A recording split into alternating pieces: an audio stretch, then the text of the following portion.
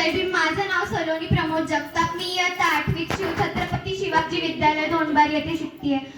आज 14 एप्रिल अर्थातच महामानव परमपूज्य डॉक्टर बाबासाहेब आंबेडकर यांची 135वी जयंती.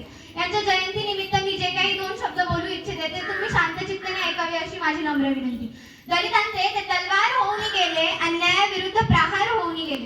दलितांचे ते तलवार होऊन गेले, अन्यायाविरुद्ध प्रहार होऊन गेले. होते ते एक गरीबच, पण तरी देखील ते या जगाचे एक कोहिनूर होऊन गेले. हे जग खूप रडवत होतं त्यांना, पण ते या जगाला घडवून गेले.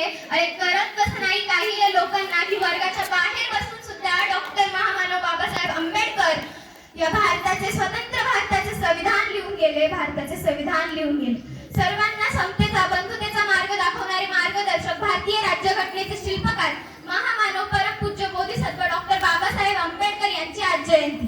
डॉक्टर बाबासाहेब आंबेडकर म्हणजे काय? तर डॉक्टर बाबासाहेब आंबेडकर यांच्या नावातच त्यांचा विशेषता आहे, त्यांचं वैशिष्ट्य आहे. बाबासाहेब. बाबासाहेब म्हणजे पाणीदत्त स्वभावाने बारकाईने अभ्यास करणारे, सारथ्य बौद्ध धर्माचे हेतू त्यांच्या जनसामान्याच्या विकासाचा, बदल समाजात घडवून आणणारे म्हणजे बाबासाहेब. आणि आंबेडकर म्हणजे आनंद सर्वसामान्यांच्या ओझळीत टाकणारे, बेधडक सत्याग्रह चौदार तळ्याचा करणारे, डगमगले नाही वादळे आले तरी कितीही, करते समाज कल्याणाचे, समाज उन्नतीचे, रचिते भारतीय संविधानाचे म्हणजे आंबेडकर. असं डॉक्टर बाबासाहेब आंबेडकर यांच्या नावाचा अर्थ होतो.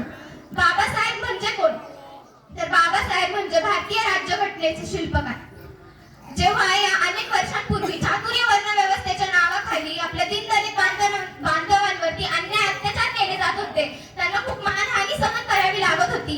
त्यांना साधं 2 वेळचे जेवायला अन्न मिळणंही कठीण होतं, प्यायला पाणी मिळणंही कठीण होतं आणि चालायला रस्ता मिळणंही कठीण होतं. ज्यांचं चित्र फक्त गळ्यात गाडगं आणि पाठीला झाडू, कमरेला झाडू असं होतं, ते चित्र बदलण्याचं काम करणारा क्रांतीसूर्य डॉक्टर बाबासाहेब आंबेडकर आज 14 एप्रिल 1891 रोजी जन्माला आले.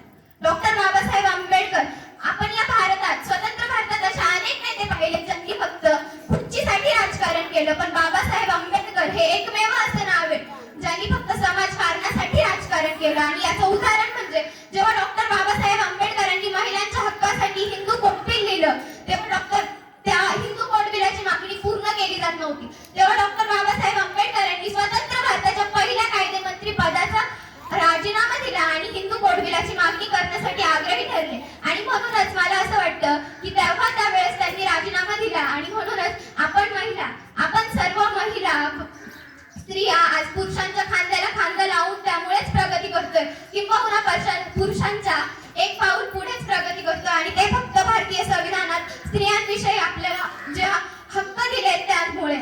आणि अशा या क्रांतीवीरास मी त्रिवार वंदन करते, अभिवादन करते आणि माझ्या वाणीला विराम देते. जय हिंद, जय भीम, नमो बुद्धाय.